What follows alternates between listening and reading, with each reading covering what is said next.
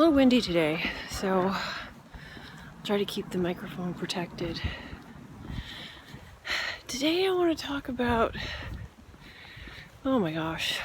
Okay, so I watched the Minutes of Horror decode of Leave the World Behind. I mean, what did I expect? The channel's Minutes of Horror, but he seems to have quite a bit of knowledge of Freemasonic stuff. So his decode was full of fear. Like, what do you expect? But it kind of triggered me a little because I don't like hearing this stuff. I don't like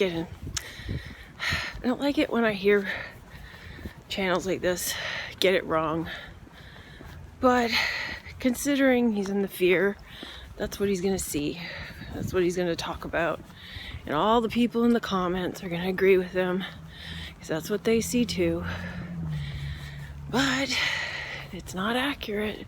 So I guess I'm gonna have to do my own decode, which I really didn't want to do. So I'm a little bit, it's just like one of those things where I'm like, I didn't want to spend my time on it because it's a really bizarre movie, but at the same time, the more I reflected on it, the more I was seeing in it, and the more I realized that it requires additional attention. So that's what I'm going to spend my day on today. I don't know that it'll get done today, but it will get done. And we'll see. Like, it's just going to be a casual one, though. I'm not going to go to great lengths and pick out clips and stills and stuff. But I'm like, did we watch the same movie? I mean, not many people are going to be on the middle pillar. Not many people are going to see what we see. And sometimes I have a hard time with that because I'm like, it's so obvious. How do you not see it? But, well, you don't know what you don't know. Alright, so I did the decode for the Leaving the World Behind, but I don't have time to edit it today, so that will come tomorrow. The theme in that film seems to be similar to Poseidon Adventure in a sense. There's a lot of similarities with Under the Silver Lake as well. But there's a moment where the little girl recounts a story where this man was in a flood and he called on God for help. And he had a helicopter and a boat come to him and a radio report, and he turned them all away because he expected help to come in a certain form, which is 3Ding, interfering in things. And when he died in the flood, he was mad at God, and he's like, well, why did you forsake me? I was asking you for help. And God said, I sent you help 3 times. What do you want? And so the little girl takes action. She's like, I'm not putting up with this. I'm not waiting anymore. Again, that ties back to the Poseidon Adventure with God helps those who help themselves. While her whole family is running around in a panic, not really doing anything, she decides to take things into her own hands and wanders off. And so God helps those who help themselves. And what the lesson is in that as well, in terms of translating to truth, which I've kind of touched upon already, has to do with, Jesus is there like telling you the truth and you're not listening. So he says, I tell you the truth and you call me a liar. I tell you the truth and you hate me. This sort of thing is basically what's happening. This film is kind of like rushing the Christmas tree. People panicking because they don't know what's going on because they're stuck in the 3D. They're stuck in fear. Maybe even the conspiracy mindset. They're stuck in fear. Whereas little girl is not, because she's not even focused on it. She's focused on what matters, which is the story, the love story. What I'm noticing from a lot of comments, not just from my own videos, just in general, from other channels, law of assumption channels, conspiracy channels, just in general everywhere. I'm noticing a lot of people are so stuck in the 3D that they're not hearing, they're not listening. So for example, with law of assumption channels, you have to say the same message over and over in different ways until certain people get it. Because there's the messenger who's broadcasting the message, and they convey it in a certain way. And then there's the person who's receiving the message who also receives it in a certain way. And it's all dependent on state, beliefs, attention, mindset. All of those things have an effect on how you receive a message. So somebody could be telling you all in very plain language, if you want to manifest, put your manifestation out there. What do you want? Be clear about it, and then let it go. Stop interfering. Don't get involved. Just go about your life and do your own thing. And the questions are always, yeah, but what about this? I keep seeing this. I'm not getting my stuff. My stuff isn't here yet. And so the answer is always the same. Get out of your own way. Stop interfering. Why are you repeating that it's not here yet? Because when you repeat that it's not here yet, it's just not going to be here yet. And they don't hear it. Granted, sometimes it's not that easy because thoughts seem to happen automatically. You're not even paying attention to what you're thinking. You're not paying attention to what you're focusing on. You probably don't really believe that your thoughts create things. You don't really believe that this is real and that all of this is a product of the mind. And so you don't think that it matters what you're focusing on. Doesn't matter what you say. Doesn't matter that you're noticing that it's not here. You don't realize that by noticing it's not here, that you're actually noticing that it's not here. And that by noticing that it's not here means that it's not going to be here. So all of that comes into play. But the point is that the message has been conveyed, and most people, they're listening from, like clouded, shrouded, stuffed up, congested room where they can't receive it clearly. So your job is to do your best at clearing the clouded room so you can receive the message clearly. And a lot of times it's because you've got old beliefs that are blocking you. You've got fears getting in the way. You've got preconceptions of the types of sources that you should be getting your information from, what they should look like, how they should behave.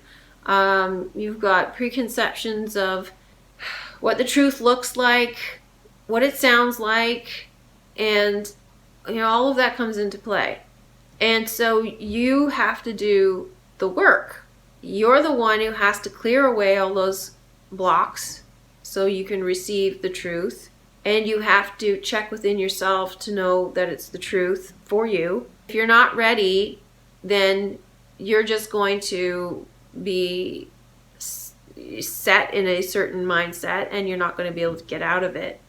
And there's nothing wrong with that. So, yeah, you have to, your job is to clear the cloudy, noisy room. And know for certain that that's the truth. Like the story was saying, is like you basically have to get out of your own way. Like God will send you things to help you, but are you paying attention? Are you noticing when God sends you things to help you? And by God, that means you or the universe, however you want to perceive that. But no one's going to save you but you. And save you from what? Well, you're saving yourself from yourself. You're saving yourself from your fear, from your belief in the physical, from your belief that you're a limited being, from your belief that there's someone out there to kill you or after you, to get you, that you're stuck with certain circumstances. Basically the fear mindset, the 3D fear mindset. You're stuck with all of that and, you want to get out of it. So that's essentially saving you, from your lower, from the lower mind.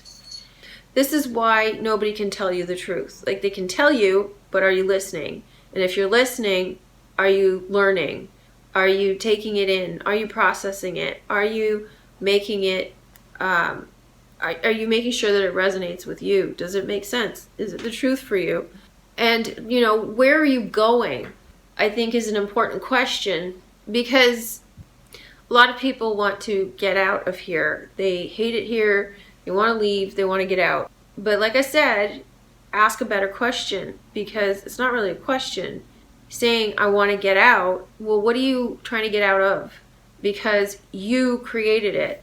So the idea of being in the mindset of, I want to get out of here, I hate it here, means you don't understand where here is. You don't understand where you are, because you're viewing it as if you are stuck in a prison in some place you don't want to be, when in actual fact, you created it. So if you created it, what you're really saying is, I want to get out of me. I want to get out of myself. I don't like myself. I don't like me. And it's hard if you're in that mindset, it's hard to process that, because you haven't yet accepted that everything is you. Which is fine. It's a tough one to accept.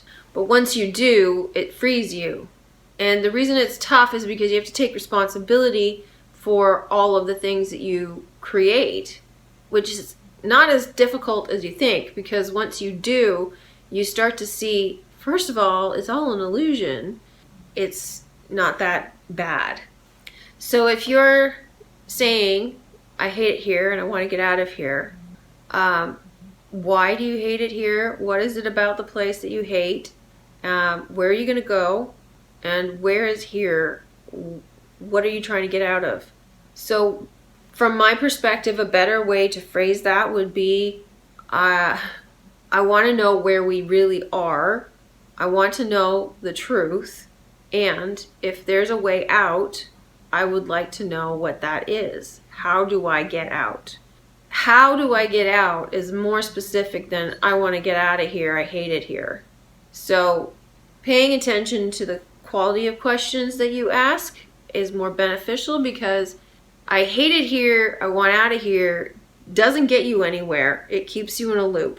How do I get out? You're asking for directions.